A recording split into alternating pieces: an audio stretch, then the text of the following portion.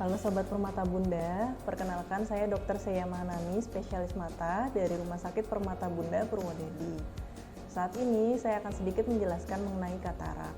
Sampai saat ini, katarak masih merupakan penyebab kebutaan pertama di dunia dan juga di Indonesia. Katarak merupakan perubahan pada lensa yang sebelumnya jernih dan tembus cahaya menjadi keruh. Kekeruhan pada lensa mata ini menyebabkan cahaya tidak dapat mencapai retina dan menghasilkan bayangan yang buram. Penyebab katarak sebagian besar dikarenakan adanya proses penuaan atau proses degeneratif. Biasanya terjadi pada pasien di atas usia 40 tahun. Ini karena adanya proses pengumpalan pada protein lensa. Namun katarak juga dapat terjadi pada bayi karena sang ibu terinfeksi virus pada saat hamil muda. Penyebab lain dari katarak bisa disebabkan karena penyakit sistemik seperti diabetes mellitus, adanya penyakit mata lain seperti uveitis atau glaukoma, adanya riwayat trauma atau cedera pada mata, adanya riwayat penggunaan obat-obatan jangka panjang seperti kortikosteroid, dan juga mata tanpa pelindung terkena paparan sinar matahari atau sinar ultraviolet dalam jangka waktu lama.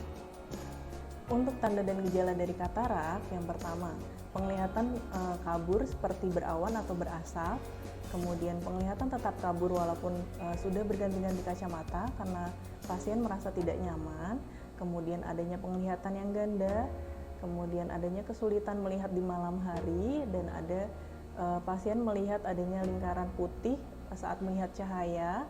Pasien menjadi lebih sensitif jika melihat sinar, dan kesulitan untuk membaca di tempat yang gelap, sehingga pasien membutuhkan cahaya yang terang saat sedang membaca. Dokter akan melakukan pemeriksaan tajam penglihatan dan juga pemeriksaan mata dengan menggunakan alat bernama slit lamp. Dokter akan mendiagnosis apakah pasien tersebut sudah ada kataraknya atau belum, dan juga apakah katarak tersebut sudah dapat dilakukan penanganan atau belum. Jika masih dalam tahap awal, katarak masih dapat dikoreksi dengan kacamata.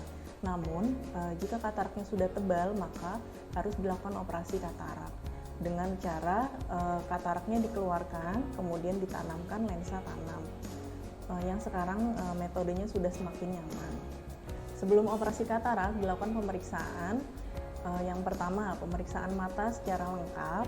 Yang kedua, dilakukan pemeriksaan tonometri atau tekanan bola mata. Yang ketiga, dilakukan pemeriksaan biometri atau ukur lensa tanam. Kemudian dilakukan pemeriksaan laboratorium seperti gula darah dan HbSAg, dan dilakukan pengukuran tekanan darah. Operasi katarak dilakukan dengan bius lokal atau dengan menggunakan tetes mata. Pasien menunggu obat bius lokal bekerja, kemudian pasien dibawa ke ruang operasi yang steril, dan setelah operasi selesai pasien dapat langsung pulang dan juga kontrol sesuai dengan jadwal yang dianjurkan oleh dokter. Saya harap penjelasan singkat dari saya mengenai katarak dapat membuat pasien yang mengalami keluhan dan gejala yang sama dapat memeriksakan dan juga konsultasi ke dokter spesialis mata. Semoga bermanfaat. Salam sehat.